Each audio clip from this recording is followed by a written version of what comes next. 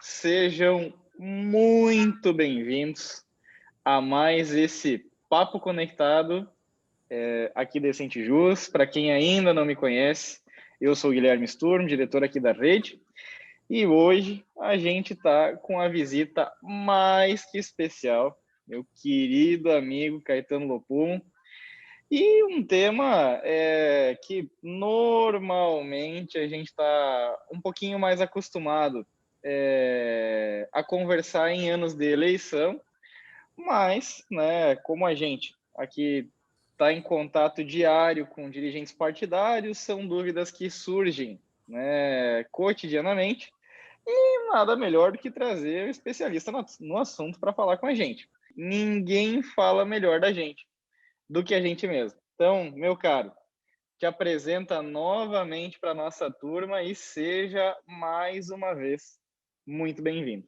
Obrigado, Guilherme, meu querido amigo. Sou advogado, especialista na área do direito eleitoral, milito aí nessa área já faz algum tempo e adoro, sempre, nunca perco uma oportunidade de falar sobre o assunto, Guilherme. Caetano, sem mais delongas, fidelidade partidária é o teu desafio hoje de noite. Gente, o tema da fidelidade partidária, obviamente, pode ser um tema oceânico, né? Cabe muita coisa aqui. Então, qual é a minha ideia? É falar um pouco de aspectos teóricos importantes e tentar também, obviamente, ir para umas questões práticas. Mas esse tema tem algumas minúcias que estão no debate agora e, por isso, eu vou me dar o direito de trazer alguns aspectos que podem, quem sabe, parecer de menor objetividade, talvez não pareça tão prático num determinado momento, em determinadas circunstâncias, mas que são importantes porque estão no debate atual. A manchete de alguns jornais, algumas manchetes recentes, foi o tema da volta do distritão, de um sistema eleitoral que tem efeitos na vida partidária e na fidelidade partidária. Por que é tão importante falar de fidelidade partidária? Gente, eu vou começar pelo básico. E por mais básico que seja, muita gente não se dá conta. Nós votamos em partidos, nós não votamos em pessoas. Vamos começar por aqui. Em quem tu votou na última eleição? Eu votei no João, eu votei no Pedro, na Maria, na Antônia. Não. Tu votou no partido do Pedro, no partido da Maria. É assim o nosso voto. Vamos lá, a gente vota para deputado federal. A primeira dezena indica o partido. Esse é o voto número 1 que eu dei. Eu fui lá e votei no PSDB, no PP, no PT, no PCO, no partido. O meu segundo voto, a segunda dezena, é a lista partidária, que eu indico qual parlamentar que eu escolhi. Então, veja, nós votamos em partidos, não votamos em pessoas. E isso é muito relevante, a gente não se dá conta disso. E o nosso sistema é assim desde 1946. E mesmo assim a gente segue dizendo que vai votar no João ou na Maria para deputado federal ou deputado estadual. Então vejam como é relevante a compreensão do sistema para iniciar esse debate. E eu digo isso, gente, realmente a título de introdução a esse debate, porque sem essa compreensão a gente não consegue ir adiante. É por causa disso que nos últimos tempos nós temos caminhado para um fortalecimento das agremiações partidárias. Um fortalecimento das agremiações partidárias que também vem com uma cobrança maior, e o Guilherme sabe disso, tanto quanto eu, ou talvez até mais que eu, também vem junto com uma cobrança dos dirigentes partidários, com uma rigidez de prestação de contas. Isso tudo existe. Por quê? Porque os partidos estão no centro do nosso ordenamento, os partidos são cobrados. Os partidos, então, eles têm essa relevância. Isso também... Então, a legislação tem caminhado no sentido de fortalecer os partidos. Para o bem ou para o mal dos partidos. Mas lembrando que eles estão no centro do nosso ordenamento político. A própria dificuldade, Guilherme, que se criou para a criação, para que se criem novos partidos, se criou para se criar novos partidos, a nova legislação a respeito da criação de agremiações partidárias, ela vem nesse mesmo espírito. Quer dizer, hoje, para criar um partido novo, nós precisamos das quase 500 mil de assinaturas em 9 estados, etc., mas com uma dificuldade. A coleta de assinaturas tem que ser de pessoas que não são filiadas, o que já exclui um belo percentual das pessoas que poderiam assinar a criação de um novo partido, e tem que ocorrer no período de 2 anos. Então está difícil fazer partido novo. Então nós temos os partidos montados aí. Nós temos nossos 38 ou 39 partidos, e esses são os players. Então eles têm que ser fortalecidos, eles têm que ser bem desenhados, eles têm que ser cobrados, e a legislação tem vindo nesse sentido.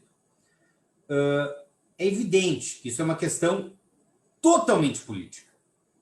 Assim como a legislação tem caminhado neste sentido, tem movimentos, não vou dizer de retrocesso, tem movimentos em sentido contrário, e movimentos que exigem interpretação também.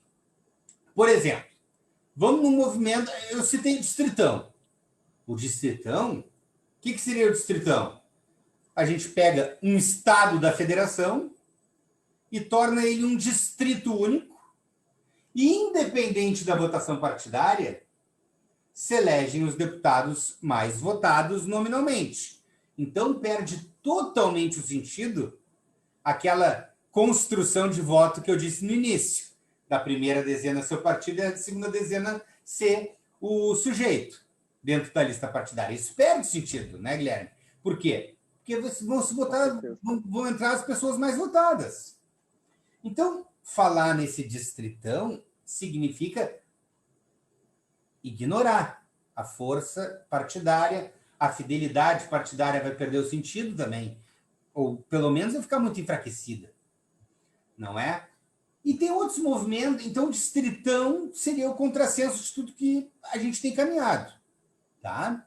Eu diria até que eu acho que poucas coisas são unanimidades na política, ou pior ainda, na ciência política, mas me parece que esse distritão entre os cientistas políticos é quase unanimidade. Não é unanimidade, porque toda unanimidade é um pouquinho burra, mas é quase unanimidade. Então, no meio da ciência política, da ciência jurídica, voltada também ao direito eleitoral e político. Então, assim, mas é um caminho que acontece. Há parlamentares que tratam disso, já foi votado 2 vezes recentemente e está na pauta de novo. E o que vai acontecer? Um enfraquecimento dos partidos. Outro movimento muito interessante para a gente pensar, até na fidelidade partidária também, é a discussão que está tendo na Câmara e no Supremo Tribunal Federal a respeito da candidatura avulsa, que é a candidatura independente de partido. Que a candidatura avulsa pode fortalecer partidos. Porque ao existir uma espécie de concorrência ao monopólio partidário, espera-se que os partidos se reconstruam, melhorem sua democracia interna. É uma maneira de enxergar. O fato, eu particularmente não sou muito favorável a candidaturas avulsas, mas assim, cabe discussão aqui. O fato é que não existe política e não existe democracia sem partido. O que não se pode admitir no debate da candidatura avulsa é admitir que ela seja uma possibilidade porque os partidos não prestam. Bom, porque a demonização da política está me dizendo que os partidos políticos são dominados por caciques, não tem democracia interna e etc. e tal. Esse é um debate raso, que não leva a lugar nenhum, que nos prejudica como sociedade e que, portanto, piora a nossa vida também. Agora, o debate sério sobre uma eventual candidatura avulsa, ele pode ser feito nas democracias mais sérias do mundo. Em diversas delas há candidaturas avulsas, candidaturas em lista independente de partido, etc. e tal. Estados Unidos tem, mas são outros sistemas. A nossa conversa não é essa hoje, né, Guilherme? Mas eu digo isso por quê? Para dizer que, independentemente da existência de uma candidatura avulsa, mesmo nos países onde a candidatura avulsa ou por lista sem partido, ou seja, ou independente, ou seja, que nome der, independente, nos países, mesmo nos países onde ela existe, os partidos seguem no centro do debate político. Então, tem candidatura avulsa nos Estados Unidos, o debate é partidário. Na Inglaterra, o debate é partidário. Tem votação em listas em Portugal, na Itália, em democracia, em eleições locais. O debate nacional ele é sempre partidário. Tem um cientista político, Liphart, que fala sobre desenho democrático em 36 países de democracias diferentes, com uma série de circunstâncias. E nos 36 países democráticos que ele desenha, em todos, a política se desenha por coligações partidárias, de maiorias, minorias, etc. Então, tá, gente? Então, assim, faço todas essas observações porque para poder compreender qual é a lógica de ter fidelidade partidária. Ora, tem fidelidade porque os partidos estão no centro do debate e o nosso ordenamento faz com que a gente vote em partidos. Então, se eu não exigir uma certa ou uma mínima fidelidade do parlamentar, na hora de votar, ou na hora, especialmente, e é o tema central, na hora de permanecer na agremiação, não tem sentido. Nosso sistema não, ele perde a lógica. E, recentemente, o que nós tivemos de alteração legislativa? O fim das coligações. O fim das coligações significa reforçar os partidos, ou até diria diferente, significa dar aos partidos o seu tamanho. Enfraquecem as siglas de aluguel, as siglas fracas, as siglas de uma pessoa só, etc. e tal, e nós vamos ter os partidos com o seu tamanho. Com certeza. Claro que nas eleições municipais, nós estreamos o fim das coligações, né? Agora na última eleição de 20. O desenho não ficou tão claro ainda. Aqui em Porto Alegre nós tivemos uma proliferação. Dos 36 vagas, o máximo que um partido conseguiu foi 4. E isso pode, aparentemente, levar a uma ideia de que é ruim para uma governabilidade, pelo número imenso de partidos. Mas, com o tempo, no meu ponto de vista, especialmente nas eleições nacionais, nós vamos começar a dar aos partidos o seu verdadeiro tamanho. E o fim das coligações, somada a outra alteração legislativa recente, que é a cláusula de desempenho, vai ter como tendência a aglomeração das pessoas nos principais partidos. Então, espera-se que os partidos tenham o seu tamanho, diminua-se também a quantidade de partidos, porque os partidos não vão atingindo a cláusula de barreira, eles tendem a diminuir, podem até ser partidos sérios ideologicamente e tal, mas para haver uma certa competitividade, a tendência é procurar os partidos maiores, com mais chances de se eleger. Então, o fim das coligações e a cláusula de barreira, que na verdade é a cláusula de desempenho, a gente chama, né? Seria um nome mais apropriado, porque o parlamentar eleito por um partido que não atinge esta cláusula, ele ainda assim assume a cadeira, mas o seu partido sofre consequências. E um outro fenômeno interessante que vai ser muito relevante para a fidelidade partidária, do meu ponto de vista, é a distribuição do FEFEC. Porque o Fundo Especial de Financiamento das Campanhas, que é um valor grosso depositado aos partidos a nível nacional para ser distribuído na campanha eleitoral, ele considera também o tamanho das agremiações no momento da eleição, no momento pré-eleitoral. Então, são alguns elementos que fazem com que possa haver uma dança, uma vontade de dançar entre partidos, uma dança das cadeiras, mas essa dança é proibida no ordenamento. Ela é proibida, não é? Pelo menos desde 2006, por um julgamento do Supremo Tribunal Federal. Então, vou até fazer uma amarração até aqui, né? A gente teve a presença de um amigo em comum nosso, que é o Guilherme Gonçalves, lá do Paraná, nosso colega de academia, inclusive.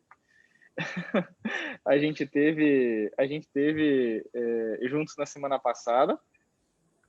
E ele comentava sobre essa questão da democracia partidária, né, do modelo de base partidária que a gente tem, e a democracia, né, no modelo que a gente tem, é o que temos para o momento. Estamos discutindo essa nova sistematização, esse novo alinhamento do código, mas por enquanto é o que temos, né? Alguns pontos bem interessantes, é muito presente, né? Essa questão do fim das coligações e a cláusula de desempenho nada mais são que pesos e contrapesos, né? Você primeiro afrouxa um pouco os pesos, permite um pluripartidarismo e incentiva, né? Porque já tivemos só dois e se incentivou de fato. Por entender ser o mais oportuno, mais saudável para o debate, para o equilíbrio democrático. E aqui também, né, para a gente ser bem coerente, né, de novo, sem debates rasos, mas a gente às vezes fica um pouco chateado com essa negociação, né, entre as bancadas. Mas, de fato, se não houver esse equilíbrio, se não houverem esses ajustes, se não houver essas discussões, prevalece a vontade de uma parcela ou de uma pequena parcela da população. Então, isso é, de certa forma, saudável, só que, sim, traz sempre a preocupação da governabilidade, né? Pode falar. Acho que nós tivemos uma experiência muito ruim em diversos momentos da nossa vida com relação às negociações entre bancadas, como tu disseste. Porque nada é mais normal e legítimo na política do que grupos conversarem, eventualmente cederem em políticas em troca de espaços para outras políticas. Quer dizer, a democracia funciona assim. Como é que se constrói uma maioria no parlamentarismo? Olha, tu vai ganhar um ministério, tu vai comandar a política do meio ambiente, tu vai comandar a política do trabalho, das finanças, etc. e tal, através de um ministério, mas tu vais votar, tu vais ter que dar confiança para o meu primeiro-ministro, então eu preciso do teu 6, 7, 8, 10% de parlamentares para eu fazer maioria, mas com isso eu exijo fidelidade de ti, eu exijo que tu me dê confiança e eu vou te dar espaços. E sim, eu vou votar a reforma de tal lei, eu vou votar o aumento de tal benefício, a diminuição de tal taxação. Então, isso é natural. É natural e a gente não pode ver com maus olhos. O que não pode é ver vantagem pessoal a pessoas em troca de políticas públicas. Exatamente. Isso é tipificado. Isso daí está no Código Penal. Isso é outra discussão. Mas a política exige esse diálogo. A gente sabe disso. E o diálogo, ele funciona muito melhor com partidos. Porque os partidos dão premissas. Se eu olhar para ti, Guilherme, e tu me disser que tu é do Partido dos Contabilistas do Brasil, eu já sei, eu já conheço, eu já deveria conhecer a tua moldura. Saber se tu é liberal ou socialista, se tu é a favor de um Estado grande ou pequeno. A gente consegue ter uma ideia, mesmo nos dias de hoje, mesmo com partidos problemáticos, com partidos que muitas vezes não possuem a devida democracia interna, com todos os nossos problemas partidários, alguma noção a gente costuma ter. Alguma noção. É isso que precisa ser melhorado. Porque senão, como é que o partido dos contabilistas vai falar com o partido dos advogados? A gente tem que saber que essa conversa pode acontecer. E o partido dos advogados, que é liberal, vai ceder para o partido dos contabilistas, que é socialista, em alguma política para poder ir avante. Então, porque senão é uma conversa louca entre 500 pessoas. Porque o Exatamente. Guilherme é dos contabilistas, mas ele não apoia a política dos contabilistas. Ele apoia mesmo a política dos médicos. Então, aí a conversa fica esquizofrênica. Então, a gente precisa do desenho partidário. E é por isso que, mesmo onde tem candidatura avulsa, eu vou concluir aqui essa frase, mesmo onde tem candidatura avulsa, o desenho é feito em partidos, porque senão não tem diálogo institucional. E para a gente deixar bem claro, Caetano, assim, na questão de fidelidade, né, o que define, né, a fidelidade? Quais são o que o partido precisa observar? Quais são as regras, né, que estes parlamentares precisam observar? Né? Eu vi que tu comentou lá no início da live o votar de acordo com o partido, o permanecer filiado ao partido. Então, queria que tu trouxesse agora o debate para esse ponto, né? O que a gente observar e a gente deixar isso bem claro para quem está assistindo a gente. Eu realmente acho que me perdi um pouco numa parte teórica, mas eu não perdeu nada. Eu acho que tudo faz parte. Fidelidade, tu sabe que nem eu, é uma via de mão dupla. Então, eu exijo fidelidade do partido e o partido exige fidelidade do parlamentar. E isso dá complexidade à situação. Até há quem diga que essa fidelidade não geraria da parte do candidato, por exemplo, eleito, que opta por sair do partido. Aliás, até 2006 havia uma liberdade. Então, essa fidelidade ficava muito fraca, porque se o sujeito saísse do partido pelo qual foi eleito, não tinha nenhuma consequência.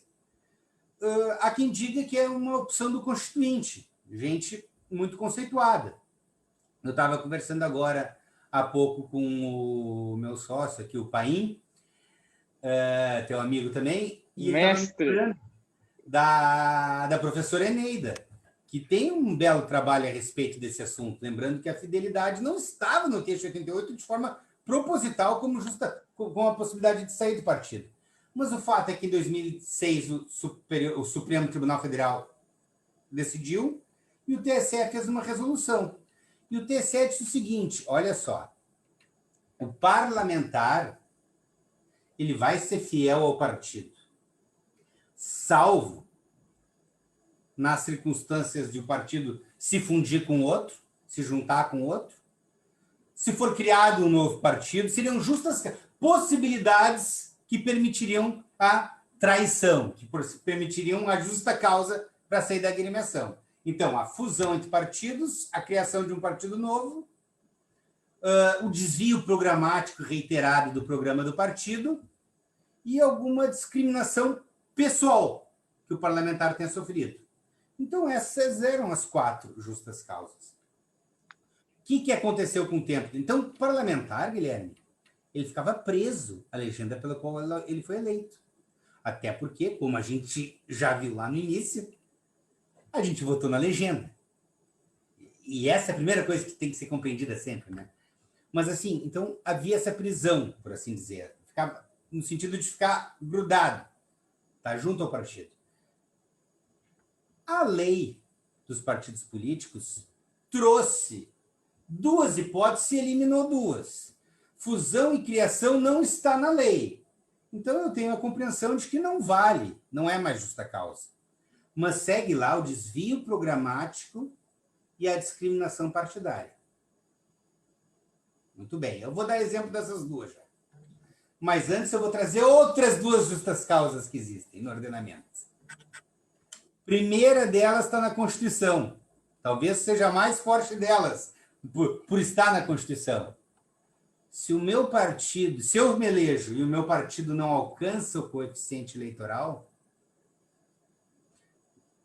não alcança a cláusula de desempenho, desculpa, se eu me elejo e o meu partido não atinge a cláusula de desempenho, que para a eleição que vem vai ser 2% do eleitorado nacional, dividido por vários estados, ou 11 parlamentares, se não atinge, eu estou livre e ganho carta branca para ir para outro que tenha. Isso começa a, pelo menos, ajudar a diminuir o número de partidos, acredita-se. Então, essa é a primeira questão essencial. Está na Constituição. A outra justa causa, que tem, não é uma justa causa, também é um alvará de soltura temporário, porque está durante 30 dias no ano da eleição, 30 dias antes dos 6 meses, que é o prazo de filiação partidária, eu posso livremente trocar de partido.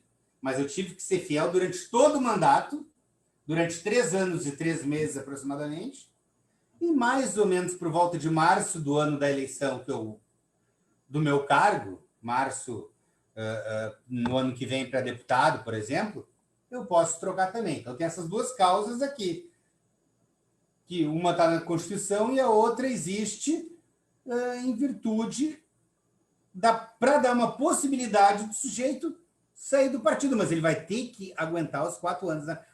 Pelo menos 3 anos e 3 meses na agremiação. Fora essas duas causas que são mais objetivas e concretas, aí nós temos essas duas outras que são conceitos um pouco abertos, que é a mudança ou desvio do programa e a discriminação pessoal. Tivemos, Guilherme, alguns precedentes interessantes sobre esse assunto. Eu vou começar pelo mais recente, que é do Supremo Tribunal Federal, que aconteceu essa semana. Sim. Acho que a maioria das pessoas deve ter acompanhado a notícia, mas 2 parlamentares ganharam a justa causa do PSB e o direito de sair. Isso é uma decisão judicial por 4 votos a 3. Olha a dificuldade. Foi apertado pra caramba. Foi apertado, os fundamentos, todos os 7 fundamentos foram interessantíssimos. A gente ouviu um ministro ir para lá, vinha para cá, mas o fato qual é? O que eles entenderam ali? O que entendeu o voto vencedor do Barroso? O partido tem autonomia para fazer acordos. Ele quis reforçar a autonomia do partido.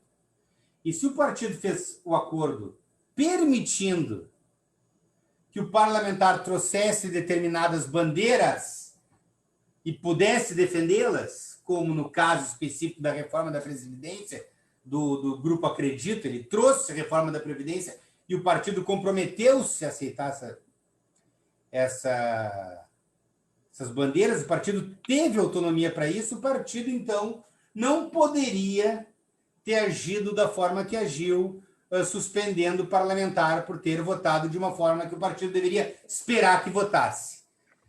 Por outro lado, disse o ministro Fachin que nós estamos rasgando o estatuto do partido. Havia uma questão de ordem fechada do partido contra a reforma. Assunto espinhosíssimo, que nos dá mais ou menos a lição de que a autonomia partidária é relevante,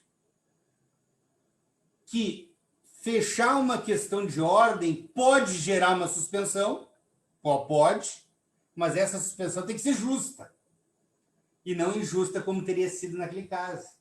Olha como é difícil isso, Guilherme. É um caso bem específico, né? Justamente por essa particularidade de o partido ter feito de ter aceito o candidato como ele era, né? O candidato disse, eu vou, mas eu defendo isso aqui. Pode. Então, o partido resolveu mudar depois, beleza. Em um dos casos, aceitou por escrito ainda, né? No outro parece que não tinha, mas sem entrar no caso concreto, invadir tanto. O outro caso nós tivemos aqui no Rio Grande do Sul foi um caso paradigmático também, em que determinado partido foi... E aí, Guilherme, antes de falar desse caso específico, que determinado partido foi acusado de praticar, inclusive, discriminação religiosa, e aí teria havido uma mudança do programa do partido que defendia a pluralidade religiosa, e também teria havido uma discriminação a um parlamentar que professava uma crença diferente dos dirigentes partidários. Mas aí, Guilherme, a gente tem essa via de duas mãos. Por quê?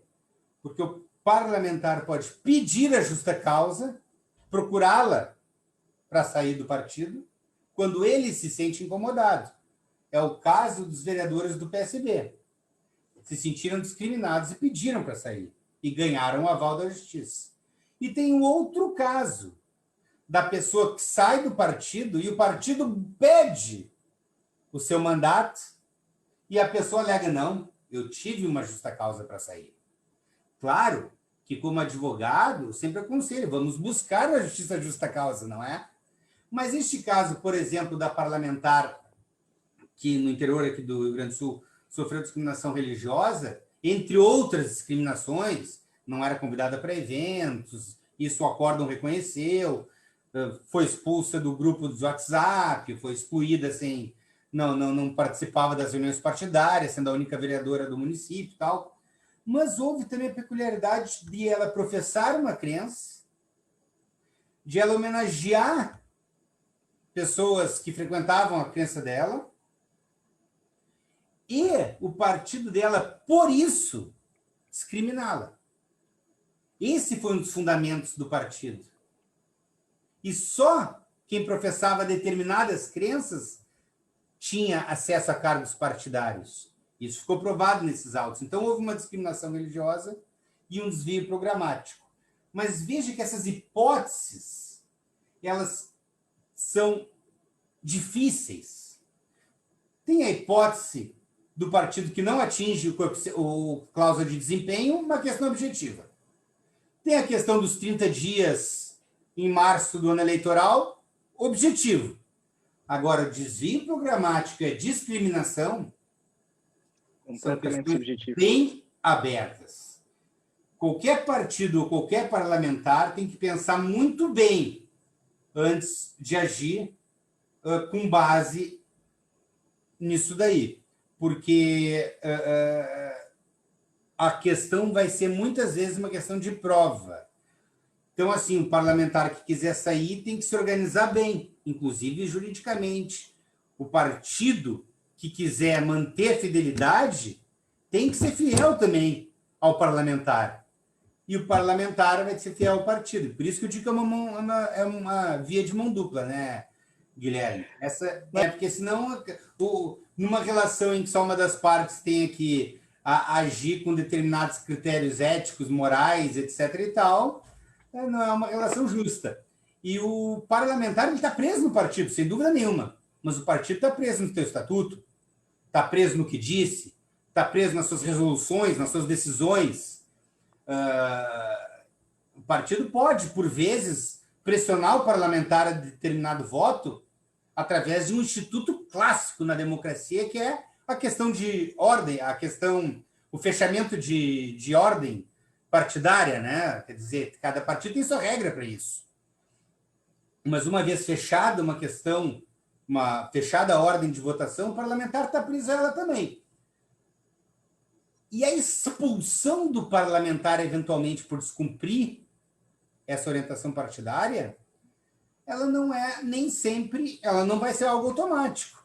Vai ser um processo amplo, de ampla defesa, já tem precedência em que se expulsou, e os parlamentares saíram, foi o caso, por exemplo, da Luciana Genro, quando saiu do PT, não é? Não sei se ela chegou a ser expulsa ou foi ameaçada de expulsão, mas saíram alguns petistas na época e fundaram o PSOL. E assim como desta vez foi o caso de alguns parlamentares, do PSB e do PDT, que eram vinculados a um movimento que era a favor da reforma da Previdência e exigiram do partido fidelidade ao compromisso que ele assumiu antes, né? Então, a fidelidade dos dois lados, Guilherme. E, quando o conceito é meio aberto, vai ser uma análise pontual num caso concreto. Por isso que é bem complicado de dizer onde é que houve a grave discriminação ou a grave lesão ao programa do partido a ponto de gerar a justa causa. E, Caetano, aproveitando o momento, né, estamos agora nos encaminhando para os finalmente, também para deixar daí, então, o teu abraço e as tuas despedidas para a audiência. Bem, Guilherme, Obrigado de novo. Quero deixar o meu abraço aí também para os nossos colegas de academia que passaram por aí, não sei quem são, não estou acompanhando que nem tu aí, mas fica um abraço para todos. Guilherme, eu vou concluir só dando um recado em geral, assim, acho que não só para dirigentes, mas para todo mundo que gosta de política, que é o seguinte, ó, as eleições do ano que vem são particularmente importantes pelo desenho institucional que a gente tem feito nos últimos tempos.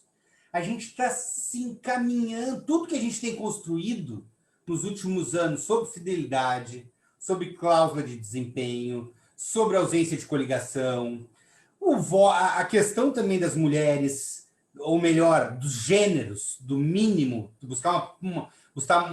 buscar evoluir numa equiparação entre os gêneros de representatividade, quando tudo, a questão de tirar o dinheiro privado, trazer o dinheiro público, etc. e tal, não sei se é a melhor solução para isso, para quase tudo cabe debate, mas todos os nossos caminhos, Guilherme, eles chegam na eleição do ano que vem para a gente ver o quanto a gente vai ganhar em racionalidade no desenho partidário.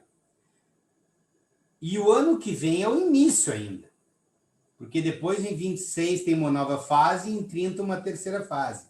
Então a gente caminha nesse funil para dar racionalidade para esse sistema.